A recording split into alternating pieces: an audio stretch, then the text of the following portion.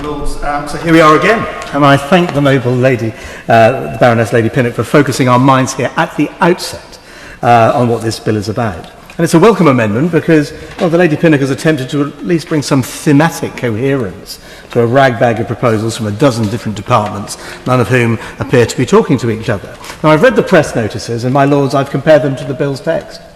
Never has a bill been more oversold by a government. Belatedly, it now seems that the government's purpose for this bill is to persuade the OBR that it will speed up the process of development so its economic forecasts can help the Chancellor balance her books.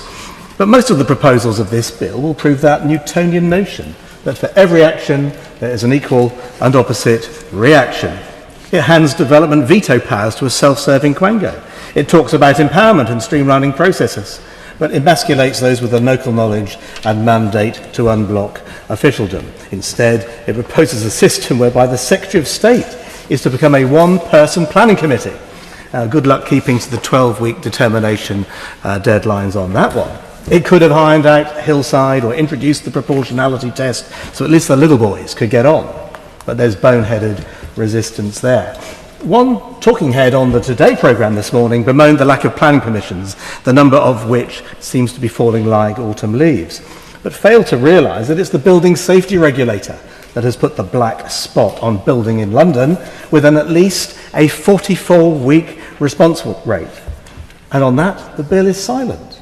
So instead of unblocking the blockers, it creates an EDP process that is so ponderous it's unlikely to unlock any stalled homes within this Parliament. In the 3.5 years since we started the neutrality madness, it'll be at least another 3.5 years before we can get to rip off that scab. So much for speeding building. All it's doing is putting speed bumps in the way. Now, of course, I welcome the important and critical proposals to free up the placement of roadside power poles to improve the electricity grid. But even this government recognises that the potential of development corporations is something for the next Parliament, just at the moment that those structures and powers to unleash them are being thrown up in the air. So for all the bluster and press notices, my Lords, this bill will slow development, not speed it. By any measure, the government's purpose will be frustrated by its own legislation. So I come to Lady Pinnock's amendment, which is to accelerate the delivery of homes, to improve the planning and consenting process, to support nature and increase community acceptability. And this is what we will be debating over 4 long days. But what Lady Pinnock has done is laid out the functions of the bill. They are not its purpose. And the reason that this bill is in such a muddle is that it hasn't been framed through the purpose lens, which dates back to the Labour government of the post-war period, when the planning system was established in the first place.